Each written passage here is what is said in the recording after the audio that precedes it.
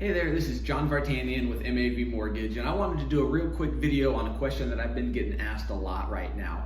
Rates are super low, so everyone's trying to figure out when is the right time to refinance. Should I be refinancing right now? And so this video is just going to give a little more insight. It's not as cut and dry as, okay, hey, rates dropped a little bit, maybe I should refinance. So assuming that there are no, what I'm going to call extenuating circumstances to your situation here, like you're trying to pull some cash out to pay off some debt, or maybe you have to refinance if there's a divorce situation, or maybe you have a co-signer on your loan, you need to refinance to get them off.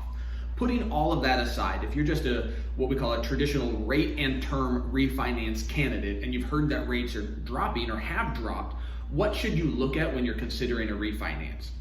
Obviously, the lower rate is important, but there's a lot more to it than that.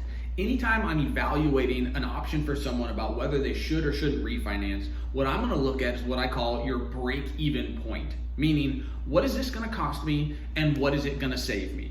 You will hear a rule of thumb out there that you shouldn't do a refinance unless your interest rate is dropping 1%. I mean, it's a general guideline, but it's a little bit old school in my opinion, right? If you have a monthly payment that you're comfortable making, you might look at, can I get a lower payment? What are your goals? What are you trying to do, right? So if your goal is to get your house paid off faster, well, dropping your payment isn't gonna accelerate that house payment, right? You're gonna actually probably stay in debt a little bit longer if you go back to another 30-year mortgage. Maybe you take a 25-year loan or a 20-year loan, the payment is about the same, so you're not saving any money each month, but you're gonna save a whole heck of a lot in interest over time. Another way to evaluate it is with the monthly savings, right? So if it's gonna cost you, let's say $2,500 to refinance, and you're gonna save $100 a month, well, you're gonna break even in 25 months, so just a little over 2 years. So you have to stop and think, am I gonna keep this loan for 2 years? If I am, it makes sense to refinance. If you're saying, nah, you know what, I'm probably gonna move in a year, well, if you're not going to have this mortgage, you're not going to be there long enough to recoup that cost that you had up front.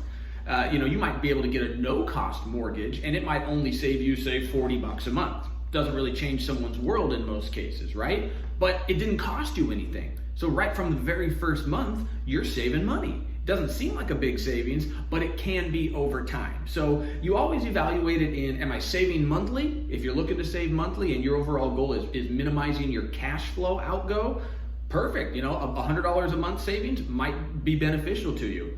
If your overall goal is, let me shorten my term, get my house paid off faster, maybe not adjusting my payment up or down as much, or maybe even keeping the same payment, but I'm gonna save tens of thousands over the life of that loan. Break-even analysis is something that we can do all day long. I can help you run some of these numbers if you're even considering it, but it's not just as simple as, I'm gonna drop my interest rate 1%, or I'm gonna drop my interest rate 0.5%, maybe I should refinance.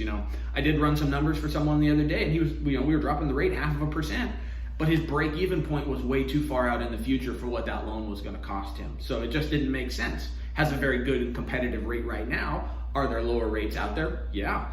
But it didn't make sense for his situation. So it isn't just as cut and dry as that. And I just wanted to put that information out there for everyone to stop and consider. Make sure you're working with a true professional who's gonna explain these things to you, not just sell you on, here's a rate and here's a payment and this is how much you're gonna save, when overall monthly, it might look like a savings, but in the long term, you may end up costing yourself some more money. So if I can help with anything, if you have questions on a loan that you have already in process with someone, if you just want a second set of eyes on it, not that I'm trying to steal a loan from anyone, but if I can help just advise you, coach you through any of this stuff that you're going through with any other lender, I'd be more than happy to do so. Just feel free to give me a call or shoot me a message. Thank you guys so much.